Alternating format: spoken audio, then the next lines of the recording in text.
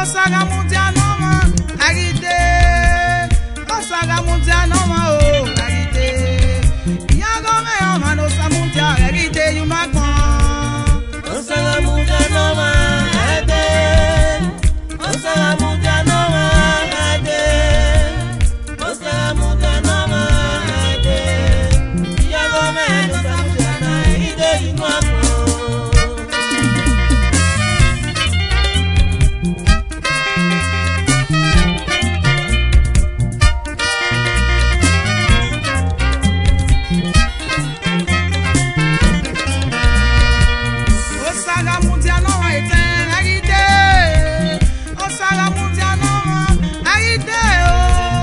Osaghamudianomwan oh agide. Iyagome oman osamudia agide yumagbon. Osaghamudianomwan agide, Osaghamudianomwan agide, Osaghamudianomwan agide.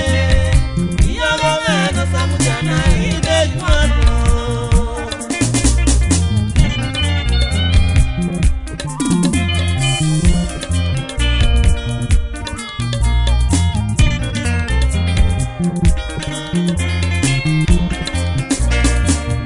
Osaghamudianomwan agide, Osaghamudianomwan agide, Osaghamudianomwan oh agide. Iyagome oman osamudia agide yumagbon. Osaghamudianomwan agide, Osaghamudianomwan agide, Osaghamudianomwan agide. Iyagome osamudia agide yumagbon.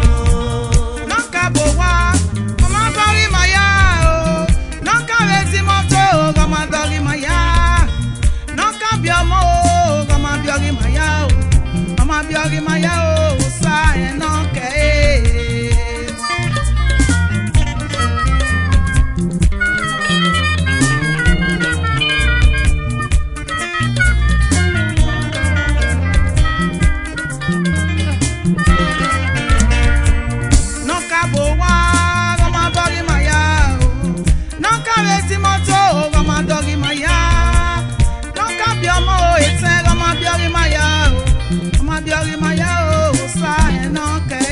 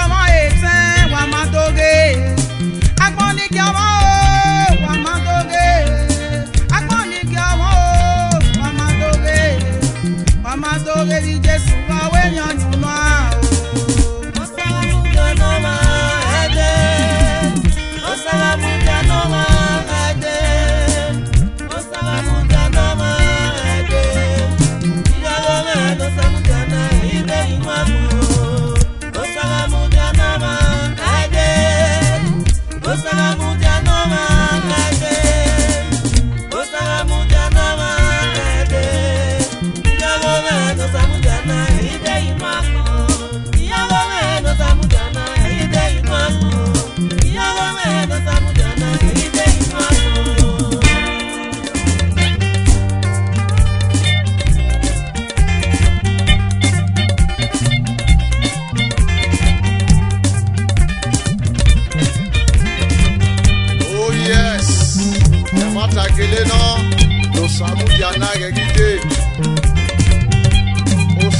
Yanima, Oskianima Manade, Waghiarosa, Ruda Sapolobe, Sapolobe, Otipa Bewoba, Osalobuamwen, Wese Baba, Esenuma Iwoise, Yaya Rowe, Zewu de Monu Fionima, Eda Monu Yenima. Toga si ma bo, toga si ma bo, toga si ma bo. Ibija jime o, Toga si ma bo, toga si ma bo, toga si ma bo, yani ma gwala wo bosa, toga si ma bo, yani ma gwala wo bosa, toga si ma bo, yani ma nosa toga si ma bo, mama si ma bo, toga si ma bo, ibija jime, toga si ma bo. toga si ma bo, Nigeria me o, toga si ma bo, Nigeria me no pe wo me o. toga si ma bo, Toga si ma bo, toga si ma bo. toga si ma bo, Ese Joseph me, toga si ma bo. Pastor Joseph me nera me o. toga si ma bo, Pastor Joseph me nera me, toga si ma bo, toga si ma bo, toga si ma bo, toga si ma bo. toga si ma bo, Mama si ma bo, toga si ma bo, eni Jesu me, toga si ma bo. eni Jesu me.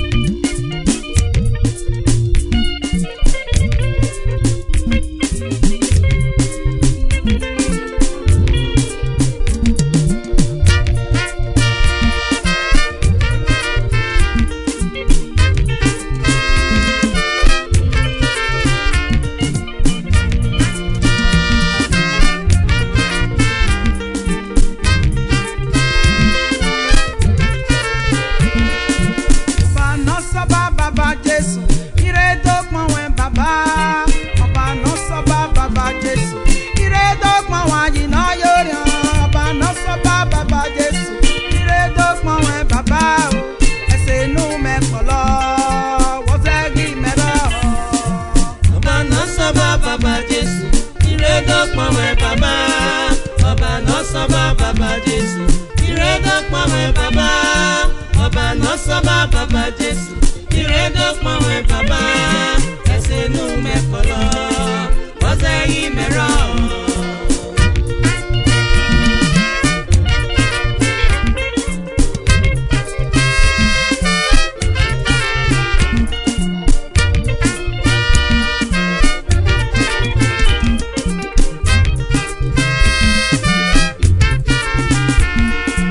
Oba Nosoba Baba Jesu, ire Waghimaziengbe Baba.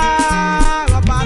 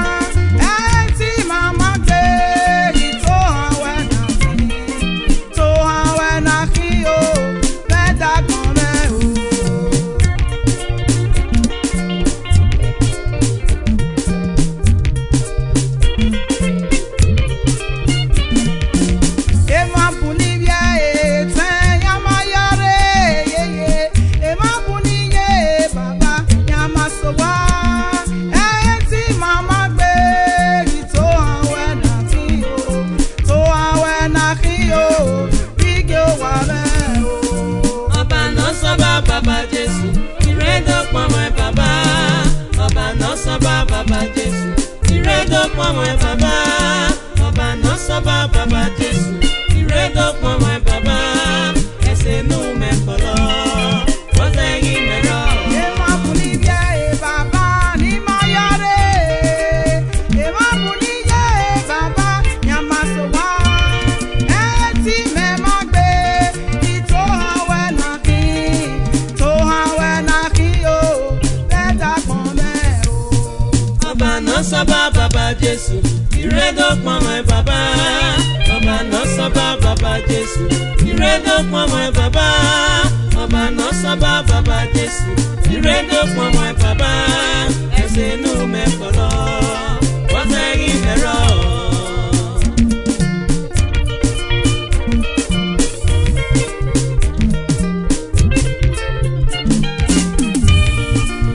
Oba Nosoba baba Jesu, eti maredo o. Ajime no yori o. Imaredo mama o. Eku oba no la okude dobida na yimi asu. Epame no baba. Iwe ni mariere. Ema puni bia e baba o ni masede kele yore. Ema puni ye baba. Ni masowa o. Eti mama gbe. Eti mama lo pe o. Egeto awano.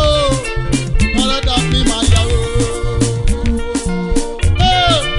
Ya mama o. Osanera me. Ya rowo. Ya sunu gambe o. Ayi sabe ya puno. Uwase baba o. Waghimaziengbe o. Ema puno. Ni waye baba. Ni aye osanera me. Ya ma isowa o. Eni muvi baba o ni ma sede yore o. Eti mama gbe o baba. Idon sana o. Oba Nosoba baba Jesu, iredo mama. Oba Nosoba baba Jesu, ameziredo mama. Oba Nosoba baba Jesu, imaredo mama. Ese nuwa o mi ma baba. Waghimaziengbe.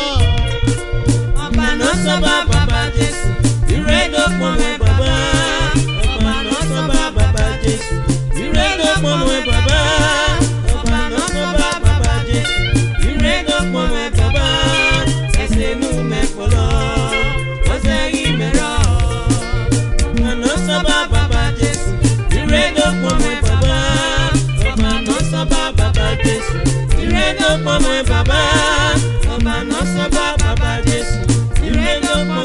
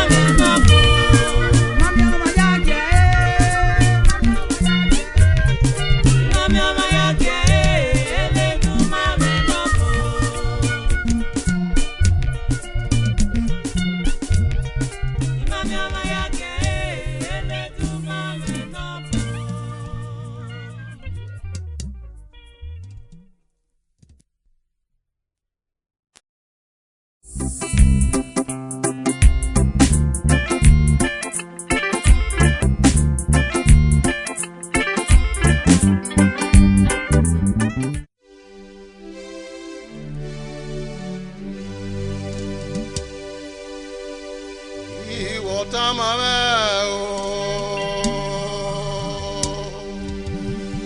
Owe nige gizozo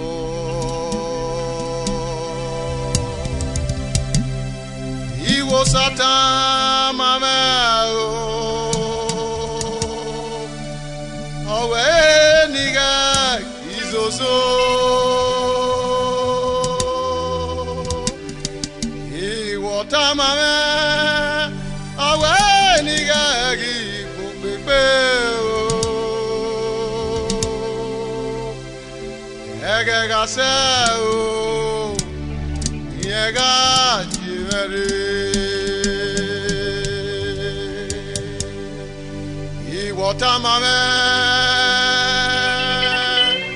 Owe nibe isegbe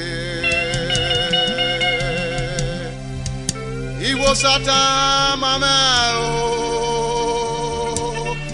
Owe nibe isegbe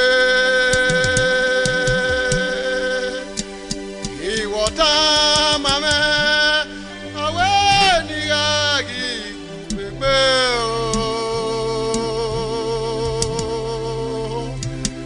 Egega seu Yega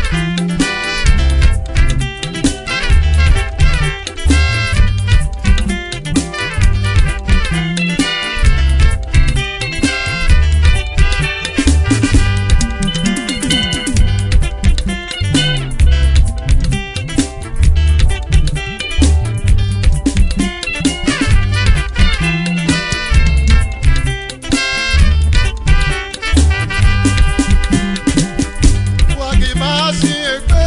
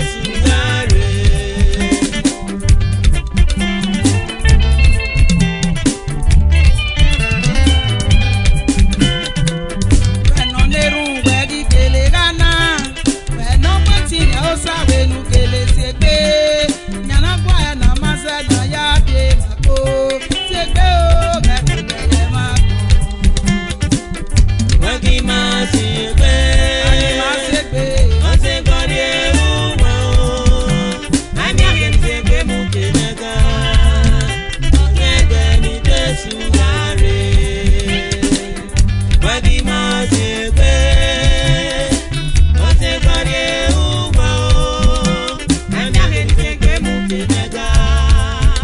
Ọ̀gẹ̀dẹ̀ ni Jésù wá rè.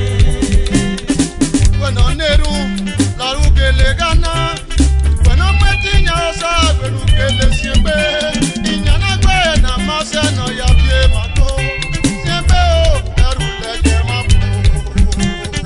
When on Neru, la Rugele Gana, when I'm waiting, I saw the Rugele Siebe, Osanawa, Nanado, Gelewabe, Siebe, Erule Gemapo, Eteo. Waghimaziengbe, Osaghamudianwanwan Vol.2. Ọ̀gẹ̀dẹ̀ ni Jésù wá rè. Waghimaziengbe, Osaghamudianwanwan Ọ̀gẹ̀dẹ̀ ni Jésù wá rè. When I go along,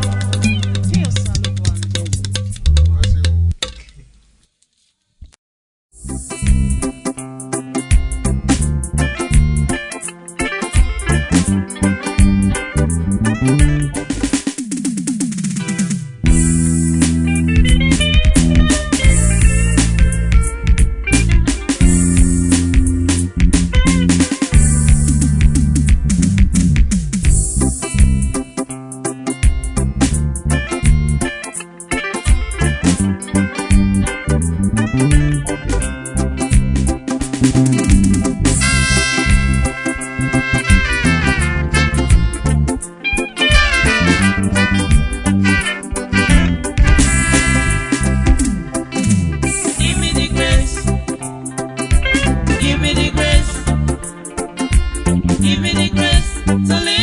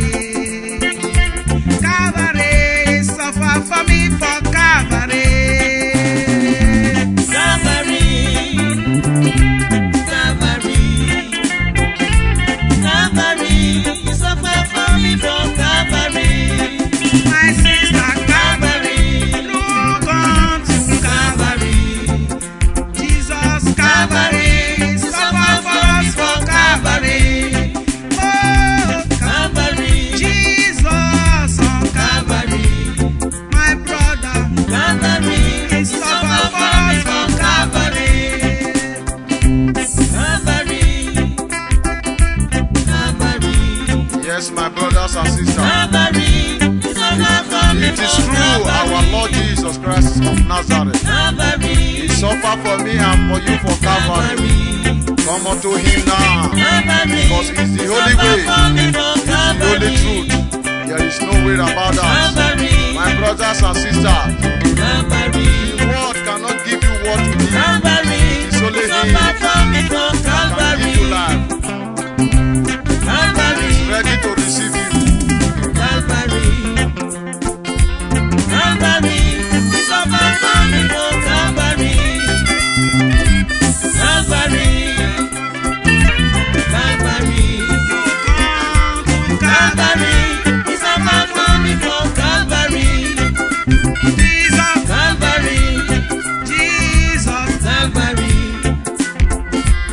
Calvary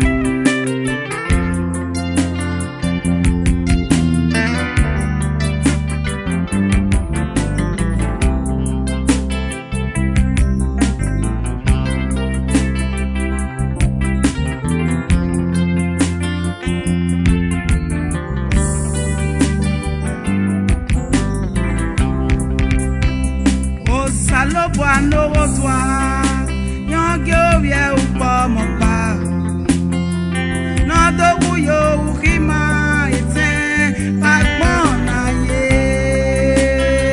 O uhama fo Baba ne baba Waghimaziengbe o Na yo uhama baba Waghimaziengbe lo Na yo uhama ya baba Ni ebe na gogo mimi Pete no keke Osalobuamwen Okute tabite Okute tabite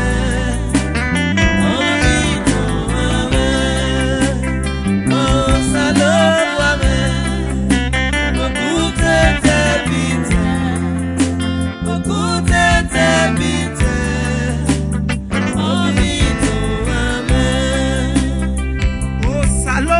Osalobuamwen Yongyo vie upo mopa Nodo uyo uhima eten Pakmon na ye O uhama fo Baba ne baba Waghimaziengbe no Nye yo uhama ya wa Waghimaziengbe ni ekwalo No yo uhama ya wa Ni ebe na gogo mwibu Pete no keke Osalobuamwen Osalobuamwen Okute tabite Okute tabite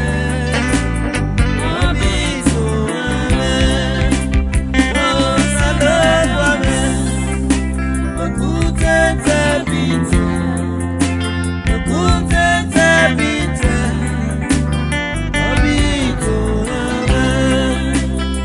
Oh, Papa no diole. Wese papa, aji no jojo. Yo wopa ipomo pare no do wuyo hima. So papa mona jena, papa fo. Papa ni baba, no ya bima. Ya bima. Ya bima. Yes, no gie. Ya bama, sanera yo. Ya bima. Abuero, mami kenale wa kanyoba. Ambana e, okatutu, omiola e. Ya bama baba. Ya bima. Osalobuamwen Okute tabite Okute tabite Abito amen Osalobuamwen Okute tabite Okute tabite Abito amen Osalobuamwen Okute tabite Okute tabite Abito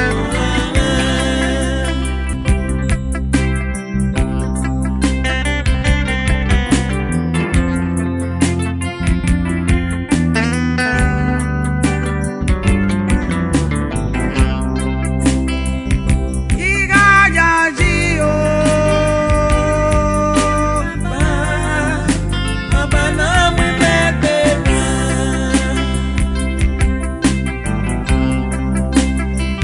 Igayaji o Jesu no gie